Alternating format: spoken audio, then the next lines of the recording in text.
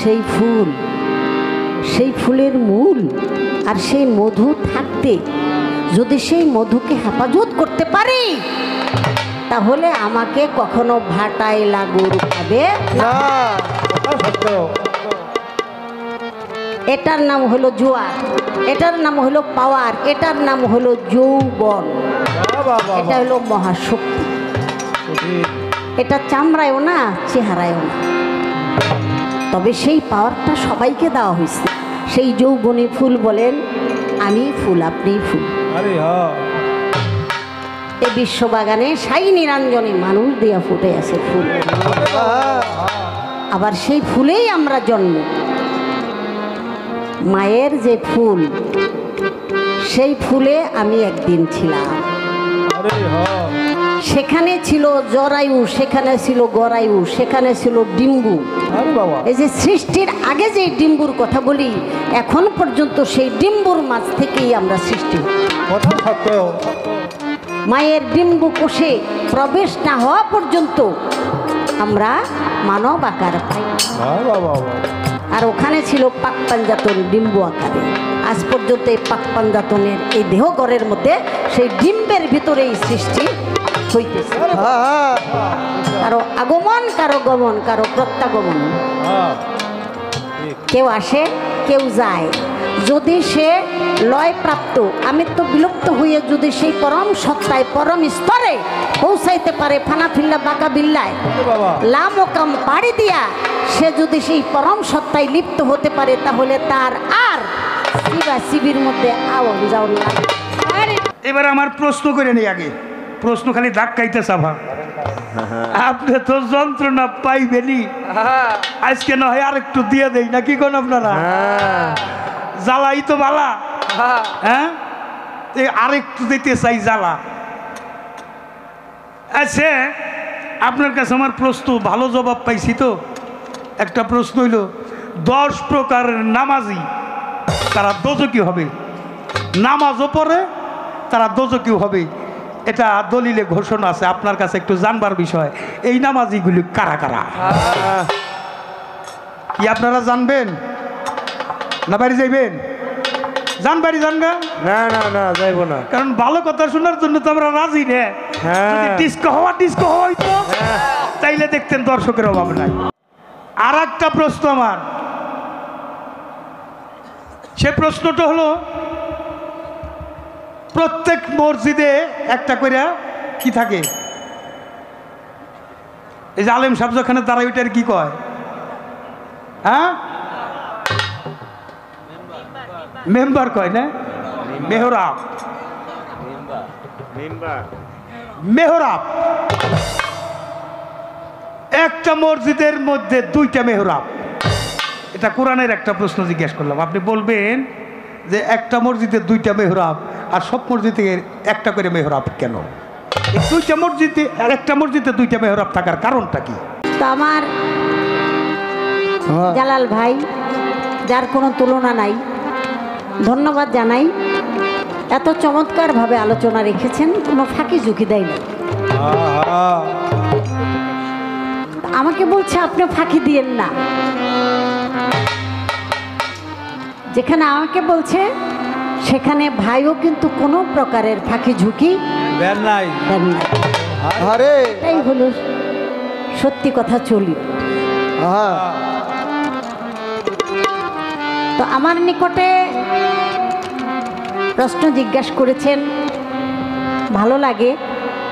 তবে বাস্তবতা একটা কথা, পৃথিবীতে আপনি কষ্টে আছেন, আপনি দুর্বল আছেন, ভাল লাগতেছে না, শরীরে কুলায় না, এই কথা কোনোদিন কেউ কইবেন না। ওরে বাবা, কইলেন তো ধরা খাইলেন।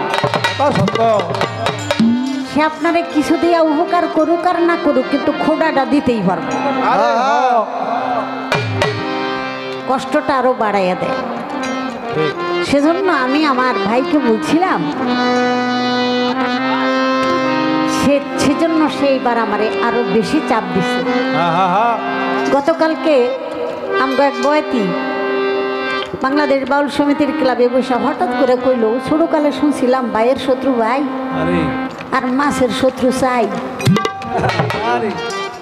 সাই বুঝেন নাই মানে দোয়াইর আর কি এই সাই কয় কুমিল্লা সত্য সে কইছে আর বাড়ি আবার মতলো আচ্ছা মানে চাঁদপুর পড়ছে ভাইয়ের শত্রু ভাই স্যার শত্রু চাই ওরে বাবা এতদিন মনে করতাম ভাই আমার আপন এখন দেখি না ওই ভাইয়ের শত্রু ভাই কথা সত্য আমার এমন ভাবে সাইজ করতেছে আইজ আমি যেন কাইতে যাই আমি তো নিজেই বলেছি কথাগুলি তারপরে সে আবার তুলে ধরছে আমার কোথায় কোথায় যে দৌড়াইতে হবে বলা লাগবেই লাগবে একটা ছোট করে গান আমি রাখি তারপরে দেখি কি বলা যায় আমার একটু সুযোগ দিন আমার একটা প্রশ্ন আছে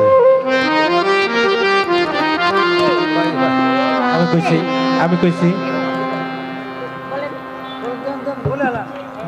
হ্যাঁ বোঝা যখন শুরু হয়েছে আপনারটাও দিয়ালান মরলে একবারই মরে যাই মারবার চাই না সুযোগ দিন হ্যাঁ সুযোগ দিন আমি একটা প্রশ্ন করব করেন শুরু ভাই নাই কি জানি আমি আগের প্রশ্নটা করেন হ্যাঁ আগের প্রশ্নটা আগেরটা কি হবে?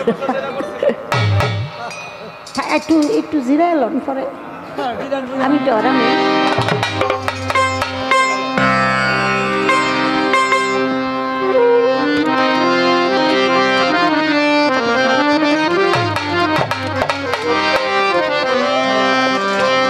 Ya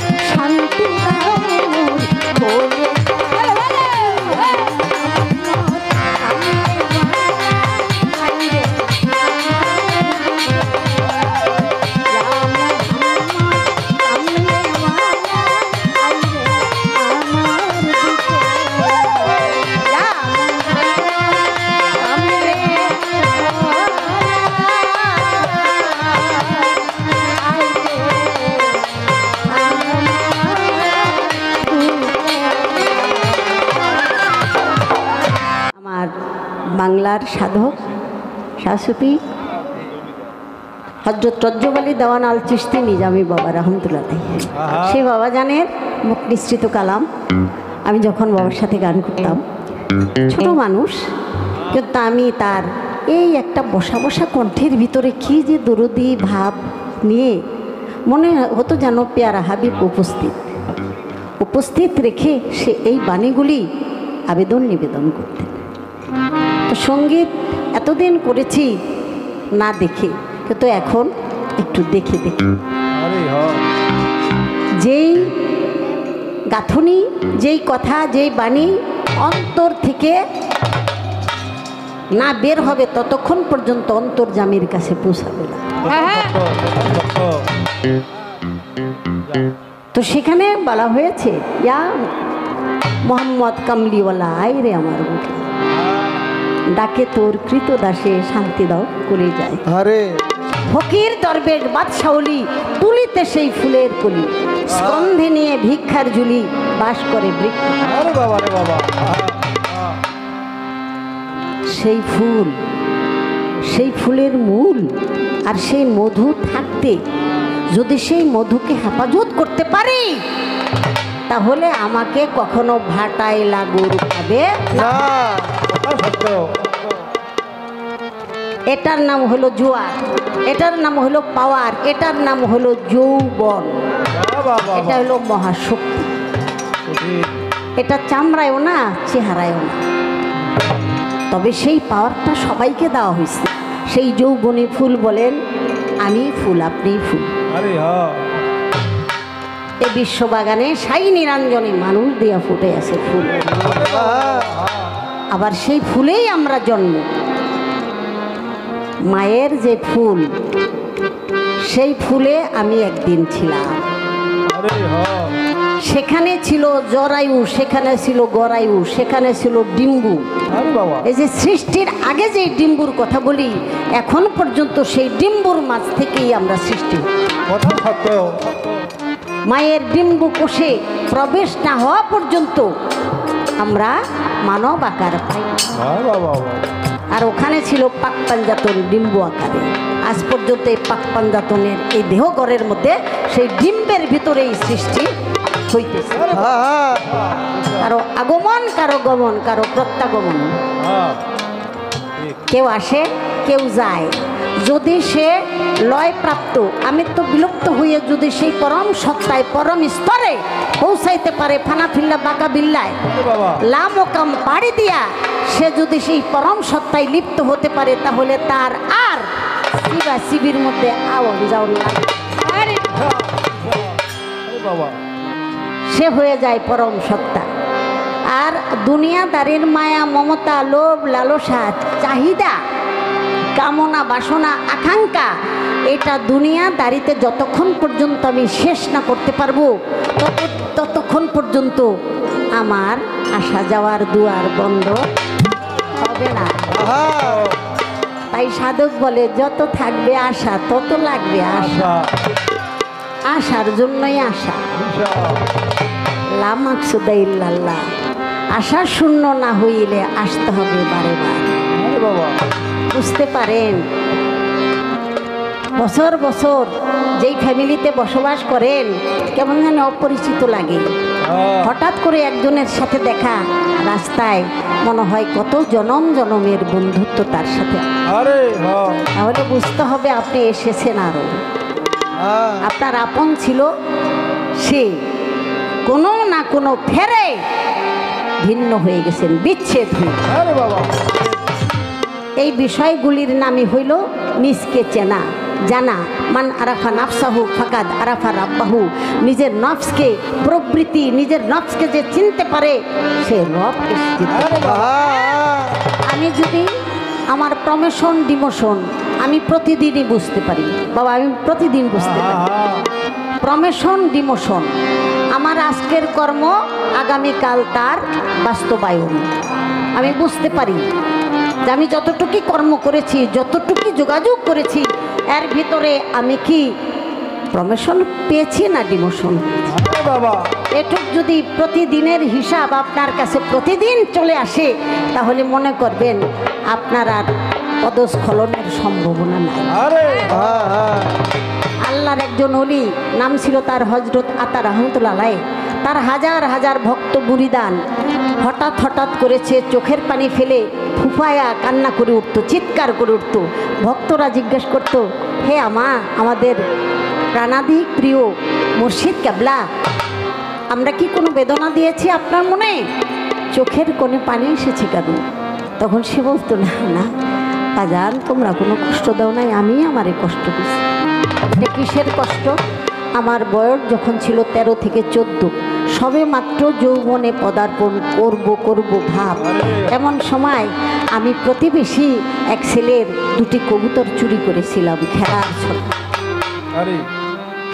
তাই আমি ওই কবুতর চুরি করার পরে ওই ছেলেটা তার প্রাণে যে কষ্ট পেয়েছে, আজ পর্যন্ত সেই ছেলের কষ্টটার কথা মনে আছে। আমি 1000 দিরহাম তাকে দিয়েছি, তো ওই মুহূর্তের যে কষ্টটা সেটাও তো আমি তারে আর ফিরিয়ে দিতে পারি। এটাই হইল নিজের বিচার নিজে করেছ। বাবা যে যা পালে সেটা কিন্তু তার অনেক মায়া, অনেক ভালোবাসা। ওটা যদি কেউ হরণ করে কেড়ে নিয়ে যায় তো তৎক্ষণিক যে কলিজার মধ্যে কি একটা কষ্ট লাগে, এই কষ্টটা আল্লাহর আরো এই জন্য মানুষের মনে কষ্ট দিয়ে তুমি যত বড় আবাদত করো, আল্লাহ বলে না, মানুষের মন ভেঙে তুমি আবাদত করলে সেই আবাদত আমি খুশি হালে দিতে পারি।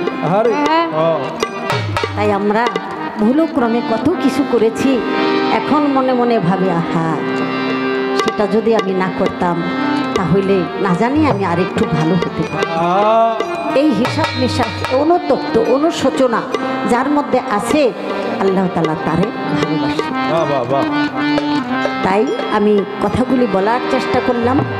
আর আমার বাবার আজকে এই বাড়িতে এসে ছালামপীর সাহেব তার একটা বাস্তবতা আমি লক্ষ্য করেছি, সেটা আমি নিজেই দেখেছি। তার আস্তানায় তার দরবারে বসেছিলাম, তার এক ভক্ত, বাবার এক ভক্ত 3 মাসের একটা বাচ্চা নিয়ে তার কুলে দিল। বাবা যা জিজ্ঞাসা করলো সেই ছেলেটা ও আ না এই ইঙ্গিতে বাবার সাথে কথা বলল নগদ। এবং তাদের সন্তান হইতেছিল না, বাবাই দোয়া করেছে মালিকের কাছে। তাই আল্লাহ বলে, আমি আমার বন্ধুর জবান এবং আমার বন্ধু যদি কোনো স্বীকৃতি দেয়, তার সম্মান রক্ষা করার জন্য যেই গাছে ফল হবে না আমি সেই গাছেও ফল দিই। তাহলে একজন ওসিলা লাগবে, আল্লাহওয়ালা। সেই ওসিলা তার সম্মানার্থে যেই গাছে ফল হবে না, যেই মেয়ের সন্তান হবে না, সেখানেও আল্লাহ তাআলা তার অলির সম্মানার্থে দান করে থাকে। তাই এই অলিয়া উলিয়াকে, এই পীর মুর্শিদকে, এই সহজ সরল মানুষকে যারা বিশ্বাস করে না, যারা সন্দেহ করে, যারা কষ্ট দেয়, তারা কখনো আল্লাহর কাছে কামিয়াবি হতে পারবে না। অনেক প্রকারের কষ্ট দেয়। আমি কি বলবো, যেইভাবে কষ্ট দিতেছে, এই কষ্ট তো কিছুই না বাবা। আমার ইমাম হাসানকে, ইমাম হুসেনকে কারবালার প্রান্তরে দাওয়াত করে নিয়ে দামেস্কের সিংহাসনে বসাবে, ইমাম হোসেনকে বসাবে, ফেরত দিবে। এটা কিছুদিনের জন্য তাকে দেওয়া হয়েছিল মাবিয়াকে, এজিদকে, যে রাখো, আমার ইমাম হোসেন যখন ঠিয়ানা হয়ে যাবে, উপযোগী হয়ে যাবে, তখন তারটা তারে ফিরাই দেবা। এই ওয়াদা করে দামেস্কের সিংহাসনে বসেছিল মাবিয়া ইয়াজিদ। দাওয়াত করে নিয়েছে, আপনার সিংহাসন আপনি নিয়ে যান। সহজ সরল মনোভাব নিয়ে, পরিবারবর্গ নিয়ে কেউ যদি দাওয়াত খেতে যায়, সে তো অস্ত্র নেওয়ার কোনো দরকার পড়ে না, নিরস্ত্র। এমত অবস্থায় সেই এজিদ বাহিনীর নাফরমান মুনাফেক, সেই এজিদ বাহিনী ঝাঁপাইয়া পড়ল আমার ইমাম হোসেন। অতর্কিত হামলা, কাপুরুষ, অতর্কিত হামলা। আপনার অস্ত্র আছে, আরেকজন নিরস্ত্র, এমত অবস্থা আপনার অস্ত্র ধরা করতে জাহিলি জালিম এটাও করেছে এজিদ। আজ পর্যন্ত যারা পাক পাঞ্জাতন আহলে বায়াত, নবীর বংশধর, ওলিয়া উলিয়া গাউস কুতুবের উপরে যারা হামলা করে, যারা নাকি কষ্ট দেয়, যারা নাকি তাদের বিরোধাচরণ করে, তারা সেই এজিদের বংশের থেকেই উৎপন্ন। এটার উপরে আর আমাদের হিসাব বিকাশ নাই, আল্লাহ তাদের বিচার করবে। আল্লাহ মালিক। আমরা ফকিরি করি, আমরা সাধারণ অলিয়া উলিয়াকে ভালোবাসি, আমরা কখনো মারামারি জানিও না, শিখিও নাই, করিও না। বাবারে ডালে ডালে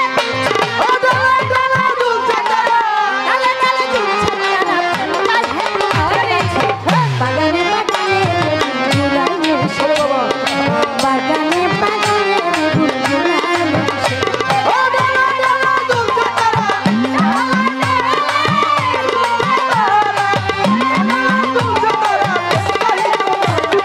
বাগানে বাগানে বাগানে ফুল এসেছে, বাগানে বাগানে ফুল এসেছে। জিজ্ঞাসা ছিল আমার, ওরে ভাই জবাব দিয়ে যায়, আমার জালাল ভাইয়ের কথা শুনা পরানটা জুড়ায়। পরানটা জুড়ায় রে, পরানটা জুড়ায় রে, পরানটা জুড়ায়। এইবার আমার কাছে বলে গেল, আমার কথা বলা গেল, আমার কাছে বলে গেল, ভুলি নাই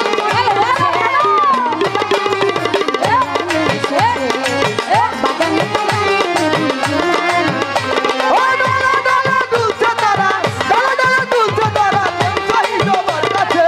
বাগানে বাগানে ফুল এসেছে, বাগানে বাগানে বুলবুল এসেছে। বলে গেছে ভাই 10 প্রকারের নামাজি, দুজকে যাবে তারা, বলেন আল্লাহজি গো। বলেন আল্লাহজি গো, বলেন আল্লাহজি গো, বলেন আল্লাহজি।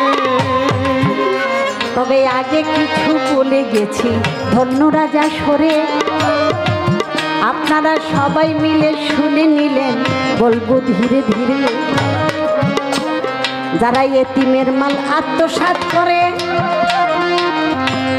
শরীর ঠকায়, অন্যের হক মেরে খায়, তারা যতই নামাজ পড়ুক, ওরে নামাজ রোজা কইরা তারা যতই গাঠি ভরুক, হবে মাছ বাজারে যাইয়া তসবি লইয়া তসবি গুনে আর মাছের দামাদামি করে। এটার মানে কি? এটার মানে হে খালি আবাদতের মধ্যেই আছে। আল্লাহ যেমন দেয় না, আল্লাহ কি কইছে? হ্যাঁ, আল্লাহ কি কইছে যে গুইনা গুইনা সোয়াব লইয়া, সোয়াবের পাহাড় লইয়া আমার সামনে আইতে হইবে? কইছে আল্লাহ? আল্লাহ তো কয় নাই, আল্লাহ তো জানে আমার বান্দা কি পারে আর কি পারে না, আল্লাহ বহুত আগে যায়। এজন্য আল্লাহ বলে যত করবি চালাকি পরে বুঝবি চালাকি। আল্লাহর লগে চালাকি কইরা লাভ নাই। আল্লাহ বলেছে, এ দুনিয়ার মানুষ, শরীর ঠকাইও না। কেউ যদি তোমার কাছে পায়, তার সম্পদ বন্টন করে দিবা। এই 4 আঙ্গুল পরিমাণ মাটি আপনি যদি কুক্ষিগত করেন, আপনার ভাগের মধ্যে যদি আনার চেষ্টা করেন, আল্লাহ বলে আমি তোমার বিচার করব। আর আমরা এই 1 হাত জমির জন্য রাস্তাটা একটু সুন্দর হবে সেটা দিতেও রাজি না। আসে না, একটু তেরা করে থিয়ে দিছে, কত কষ্ট হয়। মানে 1 সেকেন্ডেরও জায়গা না, ওখানে ওইটারে কাইটা কুইটা ঘুরতে মিনিমাম 20 থেকে 30 মিনিট সময় লাগে। জনপদ, জনগণ চলবে, ওলিয়া উলিয়া যাবে, আল্লাহর মানুষ যাবে, আল্লাহর সৃষ্টির সবাই হাঁটবে। ওই রাস্তাটা তুমি 1 হাত জায়গা ছাইরা দিবা, তারপর পরও তুমি কার্পণ্যতা করো, এই জায়গা লইয়া কি তুমি কবরে যাইবা? হাসরের মাঠে কি এই জায়গায় তোমার মুক্তি দিব? দিব না। আল্লাহ এটা নিষেধ করছে বাবা, আল্লাহ ডাইরেক্ট নিষেধ করছে। আর শরীর ঠকাইতে তো নিষেধই করছে। আপনার ভাই মারা গেছে, তার ছেলে আছে, মেয়ে আছে, আপনি কি করলেন? কৌশল করে চালাকি করে তাদেরকে এখান থেকে বিদায় যেভাবে করা যায়। কারণ আপনার টাকা পয়সা আছে, ওর তো গার্ডিয়ান নাই, বাবা নাই, এখন সবাই মাতবর সর্দার যা আছে আপনার কথাই শুনে আপনার জাগনি এতিমরে দেশান্তরি করে যান। দেশ ভুরি ভুরি প্রমাণ আছে। এই ধরনের মানুষ যদি হজ করে, হ্যাঁ যদি কয়েক বিঘা জমি মসজিদ মাদ্রাসায় দিয়ে দেয়, ওই জমির ঠেকা আল্লাহর না, কোনো কাজ হবে না। আপনি জন্ম দিয়েছেন ছেলে মেয়ে, জন্ম দেওয়ার সময় ছেলে মেয়ে আপনার ভিতর থেকে খণ্ড করে দিলেন, আপনার অংশ আপনি করেছেন ধ্বংস, মনে করছেন হ্যাঁ আপনার বংশ। এই জন্য দুনিয়ার অংশীদার তারাই হয়, যেহেতু তারা আপনার অংশ। ক্ষণিকের আনন্দ মজা পেয়েছেন, তাই তাদেরকে জন্ম দিয়েছেন, কারাগারের মধ্যে এনেছেন। অতএব আপনি দায়বদ্ধতা, আপনি ঋণী, অতএব তাদের ঋণ আপনার। এই যে দুনিয়াদারির সম্পদ অংশ ভাগ তাদেরকে দিতে হয়। এখন আমি বলি বাবা, অনেক বাবারা আছে তারা মেয়েকে সম্পদ দিতে হবে এই চিন্তায় তার ছেলের নামে আগে দিয়ে দেয়। আছে না এরকম? আছে। তাহলে আপনি এই চালাকিটা কার সাথে করলেন? কার লোক? এটা তো এক ধরনের চিটারি বাটপারি, আপনি রক্তের সাথে বেইমানি করেছেন। পরে মেয়ে যাই কষ্ট করে, আপনি যখন অচল হয়ে যান, শেষ পাশ ওই মেয়েই সেবা করে আর পোলাই গার ধরে বাইক করে। আপনি যখন বিছানায় পায়খানা পেশাব করেন, তখন ওই পোলার বউ কয় বুইরাই থাকবো, নাইলে আমি থাকুক। এক কথা খেদাও,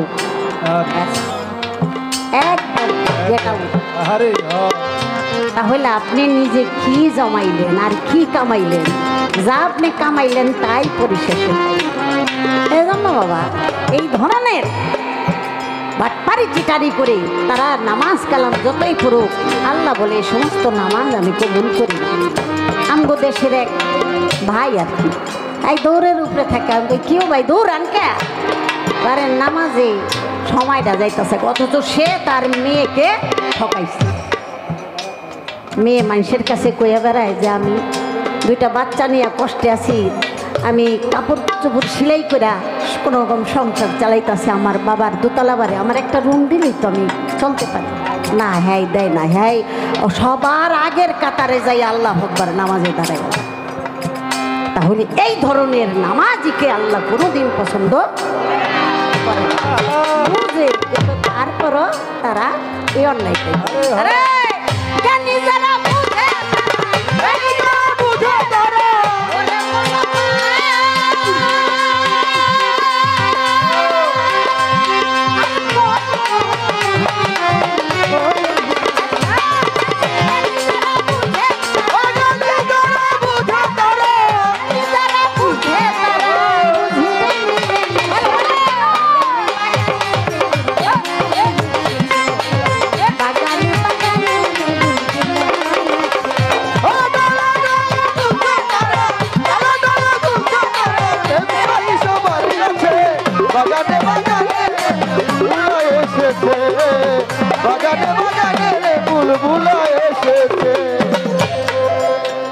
বলা কওয়া হইল শেষ, গীবত নিন্দা, পরনিন্দা, গীবত চর্চা, হিংসা, পরশ্রী কাতরতা যার ভিতরে থাকে, ওই সমস্ত মানুষ কিন্তু ইবাদত বন্দিগি যতই করে তারা যাবে দোজখে। দোজখ ঘুইরা গারে ধইরা আবার পাড়ায় দিবে। এটা হলো একটা হলো রূপক, আরেকটা হলো দর্শন। যেটা নাকি দর্শন সেটাই আল্লাহ তাআলা দুনিয়াকেই জাহান্নাম দিয়েছে। আপনাদের কাছে তো এত পরিষ্কার বলার দরকার নাই, ইশারা দিলেই জ্ঞানীরা আল্লাহ বারবার দুনিয়াটাকেই জাহান্নাম বলেছে। এটাই অযুত পরিবর্তন হয়ে গেলেই সেই জাহান্নাম দোজখের সাজা ভোগ করতে থাকে। আশা করি আমি কথাটা বলে দিলাম যতটুকু সম্ভব। ইহার বেশি নাই তো কথা ওরে গুণের ভাই, নামাজ পড়ে মোনাজাত করে হায়াত কেটে গেল ভাই। কার হায়াত কেটে গেল তার কি বানাম? শুনেন, আধ্যাত্মিক জগতে মারফতের মধ্যে একটা নামাজ আছে। ওই নামাজ যদি আপনি ঠিক মতো না পড়তে পারেন আপনারও কিন্তু হায়াত কাটাবে। ওটা সত্য।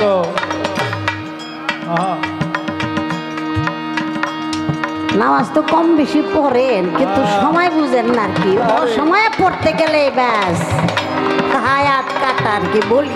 ওটা সত্য। ওটা হলো মারুফতের। আর শরীয়তের ঘরে হায়াত কাটা গেছে কার? 40 বছর হায়াত। এটা হলো বাপ আদম। এটা হাদিস মেসকাত শরীফের মধ্যে পাঠ করেছিলাম ছোটবেলা। আজকে আমার জালাল ভাই ওই পুরান খাতার মধ্যে জাতা মেরে বসে। আমার আদম নবী মোনাজাত করিয়া দেখিল নজরে, নবী আমার দাউদ নবী দুনিয়ার ভিতরে, তার হায়াত মাত্র অল্প, মাত্র 60 বছর। তাই দেখিয়া আফসোস করলো, আফসোস আসলো অন্তরের ভিতর। এত কম, এত কম হায়াত, এত বড় রাজত্ব, এত বড় সে বাদশা, এত হায়াত কম। আল্লাহ বলে তুমি কি দিতে চাও? কহ আমি আমার হায়াত থেকে 40 বছর তারে আমি দান করলাম। তখন বাপ আদমের কাছ থেকে 40 বছর দাউদ আলাইহিস সালামকে হায়াত দেওয়া হলো। তখন হলো তার 100 বছর। আর বাপ আদমের মোট যে বয়সটা ছিল সেখান থেকে যখন 40 বছর আগেই মালিকুল মউত তার কাছে উপস্থিত, সে বলল পাক পরওয়ারদিগার আমি তো আরও 40 বছর থাকার কথা, বাঁচার কথা। আমার আল্লাহ তখন বললেন আদম তুমি না তোমার একটি সন্তানের কম হায়াত, সেজন্য তুমি না 40 বছর তাকে দান করছো, তোমার মনে নাই? আরে আল্লাহ এতই ঠেকাই পড়ে গেছে। আমরা ওয়াদা করে আমরা ভঙ্গ করি কিন্তু আল্লাহর এটা মনে করায় দল। দেখছেন আল্লাহ কি ঠেকা ডাকে। তারপরে আমার আল্লাহ আমাকে কিছু কয়, এর লেগেই তো আল্লাহ, এর লেগেই তো আল্লাহ। প্রতিদিন এত ভালো ভালো খাই, এত সুন্দরভাবে চলি, তারপর আল্লাহকে একবার স্মরণ করি না, একবারও শুকরিয়া আদায় করি। তারপর আমার আল্লাহ আমার দিকে চাইয়া থাকে যে দেখি একবার নিয়ে আমার বান্দা আমারে আল্লাহকে ডাকে। কি বান্দা, কি গান্দা, কি আল্লাহ হয়েছে, সেই আল্লাহকে একবারও আমরা স্মরণ। আমার মা বোনেরা আছে বসে, তাদের শক্তি অনেক বুকে, এই কারণে ওলি আল্লাহর দরবারে বসে তারা থাকে। নির্জনে বসিয়া আছে আমরা দেখতে পাই, তবে মা জননী যারাই আছেন সবারে জানাই ইবাদত বন্দিগি যাই করেন একটা জায়গা ঠিক রাখিয়া দিবেন। স্বামীর কাছ থেকে পরিপূর্ণ দোয়া নিয়ে নিবেন। কবরে চলে গেলে আর কান্দাকাটি করলে আর কিন্তু পাইবেন। বয়স হয়ে গেছে, বুড়া হয়ে গেছে, এখনো যদি স্বামী হাতটা ধরে কয় শরীরটা ভালো না, ভাল লাগে না, থাক ঠিক হয়ে যাবো। এর মতো শক্তি, এর মতো পাওয়ার, এর মতো দোয়ার দুনিয়া তারিখে কিছু। যত আত্মীয়, যত স্বজন, যত কিছুই বলেন, কিন্তু স্বামী যে একটা ভালোবাসা, এই ভালোবাসাটা দুনিয়ার দ্বিতীয় জায়গায় পাওয়া যায় না। আমাদের একজন বাউল, সে যখন মারা গেল, বয়স খুব একটা হয় নাই, মারা গেছে। তার স্ত্রী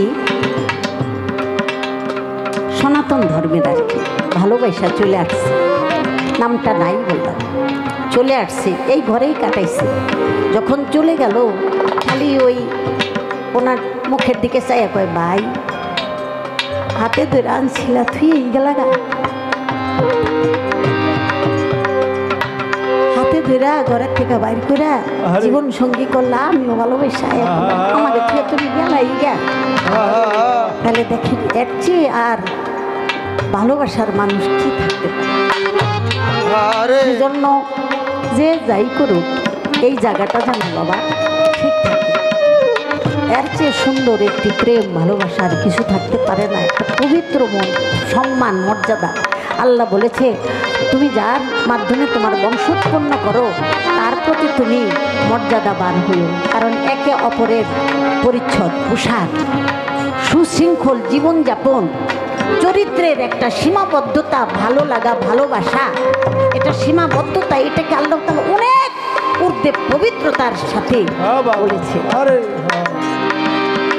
স্বামী স্ত্রীর এত বড় একটা সম্পর্ক, তার সাথে কখনো কোনো অশ্লীলতা, কখনো মন্দচারিতা, আরেকটা বাজে দৃশ্য দেখে আসছেন স্ত্রীর সাথে সে আলোচনাটা করবেন না। তাহলে তার আপনার প্রতি যে একটা সম্মান, মর্যাদা, যেহেতু আপনাকে সবসময় ভক্তি দেয় সে, এই ভালোবাসার সম্মানটা আপনি রক্ষা করেছেন। এই দুনিয়াদারিতে যদি আমরা আল্লাহর সেই পুঙ্খানুপুঙ্খ কথাগুলি মেনে চলতাম তাহলে আমাদের জীবনে এত কলহ আসতো না। আশা করি বলে দিলাম, থাকতে চিনতে হবে যেই রমণী স্বামীর চরণে ভক্তি দিবে, ভক্তি দিয়া কাজ শুরু করলে তার ভিতরটাই আলোকিত হয়। ঘুমাইতে বিছানায় গেলে একটা ভক্তি দিয়ালো, কারণ নিঃশ্বাসের বিশ্বাসটাই মালিকুল মউত হাজির হতে পারে। তোমার প্রতি শেষ ভক্তি রেখে গেলাম স্বামী গো, তুমি দোয়া কইর পর। বুকের মধ্যে নিয়ে যখন করে দিবে দোয়া, আপনার জীবনে হয়ে যাবে সেই জান্নাতের নেওয়া। তাই তুই আমি বলে দিলাম এই কথাগুলি, এটার স্বাদ আমি পেয়েছি, আমি স্বাদ পাইতেছি, স্বাদ পাইছি, এই জন্য আমি এই কথাটা কইছি। যতদিন পাই নাই ততদিন কই নাই, এই জন্য আমি বলি, আমি নিজে চলি তাই আপনাদেরকে বলি, যতদিন চলি নাই ততদিন বলি না। কারণ যেটার স্বাদ আমি পাই নাই এটা আমি আরেকজনকে কিভাবে তুলি, সেজন্য কথাটা বলার চেষ্টা করলাম। প্রেমের জগতে চলে আসেন কামের জগতে, প্রেমটাই হইল পরম, প্রেমটাই হইল অমর। প্রেম মেহরাব দুইটা কোন মসজিদে, আমরা যখন মক্কা মদিনায় গিয়েছিলাম নামাজ পড়েছি সেই মদিনাতে আছে, কিন্তু কেবলায়ে তাইয়ের নাম। আগে কিন্তু কেবলা ছিল বাইতুল মুকাদ্দাস, তাই না বাবা? ওই যে জেরুজালেম, বাইতুল মুকাদ্দাসের দিকে কেবলা ছিল। কিন্তু আমার দয়াল নবী ওই মসজিদে দাঁড়াইয়া প্রথম নামাজ শুরু করছিলেন ওই বাইতুল মুকাদ্দাসের দিকে। বারবার দয়াল নবী উপর দিকে তাকান, উপর দিকে তাকান। আমার আল্লাহ বলে, দোস্ত আমি বুঝতে পারছি আপনি কি চান, আপনি চাইতেছেন আমি যেন কেবলাটা মক্কায় করি। আর ওরা আমার নবীরে কোনো দাবি দেয়, ওরা কয় কি? আমার আল্লাহ বলে আপনি চাইতেছেন যেন আমি কেবলা মক্কা শরীফে করি, মক্কার ঘরকে যেন আমি কেবলা করে দিই। তাই আমার রাসূল আপনি যা চান সেটাই আমি করি। আজ থেকে আপনি কেবলা ঘুরাইয়া মক্কা কাবার দিকে করেন। সাথে সাথে আমার দয়াল নবী তাই করলেন। সেখান থেকে কিছু দল মানুষ তারা আমার রসুলকে ভুল বুঝে, অতিরিক্ত কিছু বুঝে তারা বিদায় হয়ে গেল। আর যারা নাকি বিশ্বাসী সত্যবাদী আমার রসুলকে জেনে ওখানে রয়ে গেল, তারাই হলো তার মূল সাহাবী, মূল আসাহাব। তাই সেই মসজিদটার মধ্যে আজ পর্যন্ত দুইটি মেহরাব, একটি হইল ওই যে বাইতুল মুকাদ্দাসের দিকে, আরেকটি হইল মক্কা কাবার দিকে। আমার দয়াল নবী কি আমার রসুলকে খুশি করার জন্য স্বয়ং আল্লাহ ক্যাবলা পরিবর্তন করে দিয়েছে, তারপরে ওরা কয় রাসুলকে।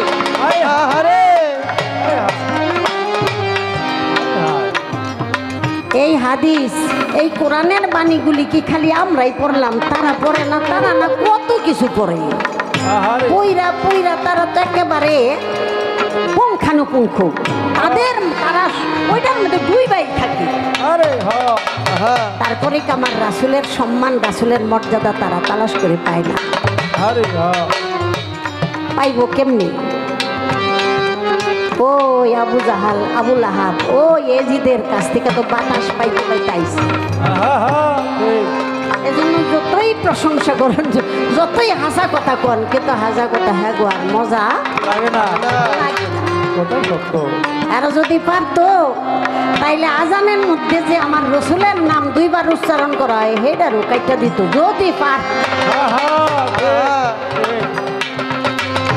আশা করি বলে দিলাম, ইহার বেশি বলবো কি?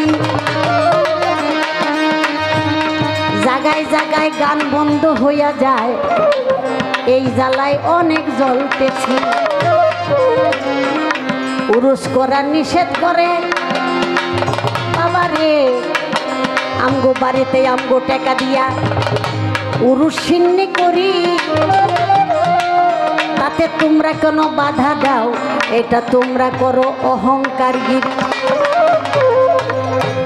আমরা তো কোনোদিন তোমাকে বাচ্চাইয়া কোনো বাধা দিলাম না, আমগো বাড়িতে আইসা জোর জবরদস্তি কেন বাধা দাও? আমি তোমাকে জ্ঞানের কিছুই বুঝি।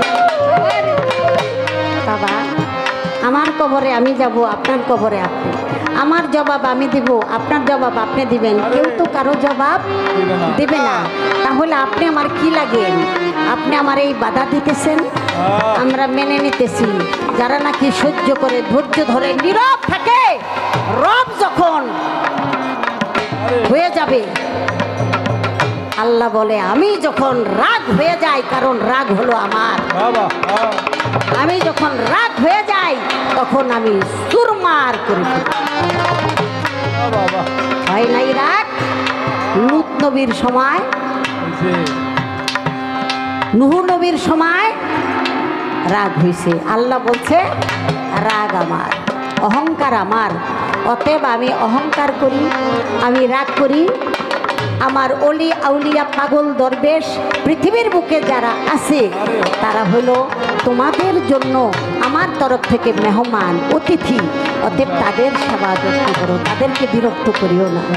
তাদের বিন্দু পরিমাণ যদি কষ্ট দাও, বিরক্ত করো, তাহলে আমি আল্লাহর সাথে যেন তোমরা তরবারি হাতে নিলা জিহাদ করা। এটা তো আল্লাহ নিজেই বলছে, সবই তো আল্লাহর কথা। আল্লাহ কয়, আল্লাহ শুনে, আমরা হুদা একটা পুতুল। আল্লাহ শুনে, আল্লাহ সামিউন বাসির, সেই কয় সেই শুনে, এই বিশ্বাসটা না। আমি লাগবে ভালো, শুনবে সকলে, আশা করি যেভাবেতে বসে আছেন দলে দলে, আপনাদের মতো ভাবের শ্রোতা যদি আমরা পাই, রাত্র দিন গান হইলে আমাদের কোনো ক্লান্তি নাই।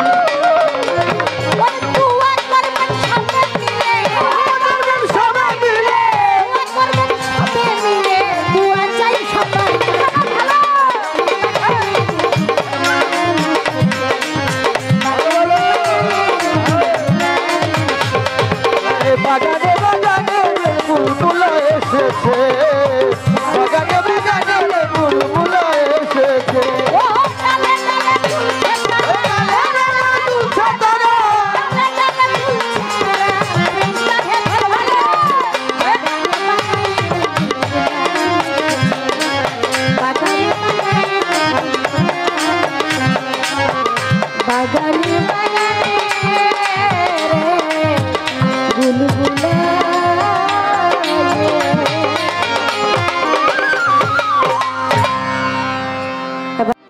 আমাদের পরশ ভাই ছিল, আপনারা তো জানেন পরশ দেওয়ান, সে ভাইয়ের একজন ভক্ত ছিলেন আমাদের গালিব দেওয়ান।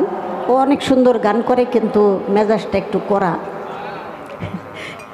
মেজাজটা একটু শান্ত থাকে। জুয়াইন না পোলাপান বুঝে না। হ্যাঁ, আমরা ছোটোকালে এরকম করছি, আস্তে আস্তে বোঝার চেষ্টা করবো। ওর সব ভালো, কিন্তু একটু রাগ বেশি।